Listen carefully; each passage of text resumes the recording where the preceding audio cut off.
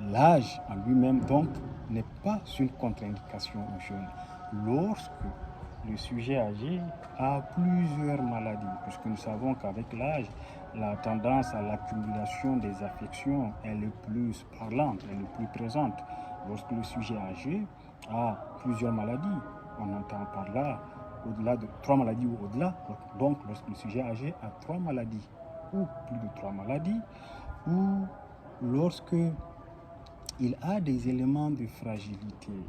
Les éléments de fragilité, ce sont pêle-mêle le fait que l'âge soit avancé, 85, 90 ans, le sexe féminin est un élément de fragilité, les troubles sensoriels. La vue baisse lorsqu'elle ne voit pas bien la personne âgée, c'est un facteur de chute. Lorsqu'on chute, qui dit chute dit fracture. D'accord? Donc, lorsqu'il y a des éléments de fragilité qui s'accumulent chez le sujet âgé, lorsque le sujet âgé est dénutri ou soumis à la dénutrition, lorsqu'il est facilement soumis à la déshydratation, de sorte qu'on ait besoin de l'hospitaliser ou de le mettre en observation souvent, ou de lui faire des thérapeutiques ou des éléments de prise en charge du fait de cette déshydratation. Lorsque donc le sujet âgé est soumis à des éléments de fragilité ou de déshydratation fréquente, surtout dans notre contexte de chaleur ambiante importante, il convient, avant de jeûner, qu'il prenne l'avis de son médecin traitant. Et dans le meilleur des mondes, il devrait avoir l'avis, dans ces conditions-là, d'un médecin gériatre. Il n'y en a pas des masses, c'est vrai, dans notre contexte, mais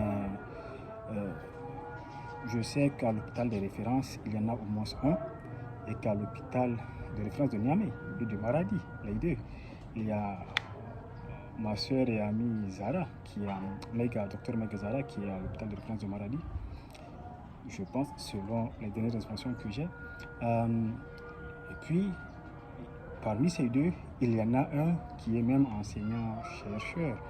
Donc là, les bases sont jetées pour qu'on puisse avoir des gériatres avec l'État. Nous le souhaitons vivement. Lorsque nous avons parlé de ce que ce soit un élément de douleur à notre pays, qu'il n'y ait pas des formations ouvertes dans certains domaines de spécialité, on nous aurait dit qu'il faudrait qu'il y ait des préalables, comme le fait qu'il y ait des enseignants des rangs magistrales. Sans doute. Mais la première base, c'est qu'il y ait un enseignant d'abord, universitaire, avant qu'il ne soit de rang magistral. Et c'est ce qui n'est pas fait dans beaucoup de domaines. Et nous le clamons sereinement haut et fort pour le bien du pays, pas pour nos intérêts grégaires. Entre guillemets, nous n'en avons pas, cela ne nous intéresse pas.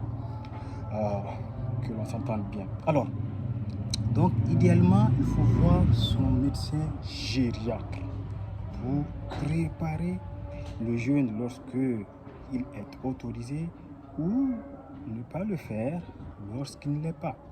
Puisque dans ces conditions, le sujet âgé est soumis à la possibilité de décompensation de son état.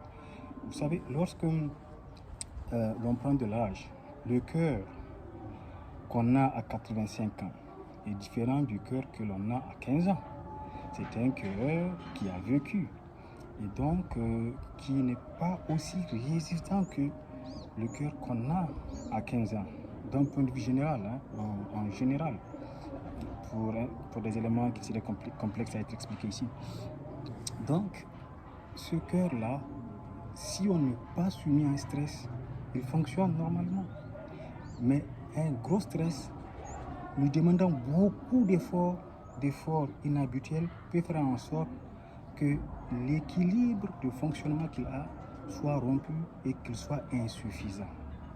C'est pourquoi le concept de trouble fonctionnel est très important chez le sujet âgé. Mais il ne faut pas que je m'écarte de mon sujet.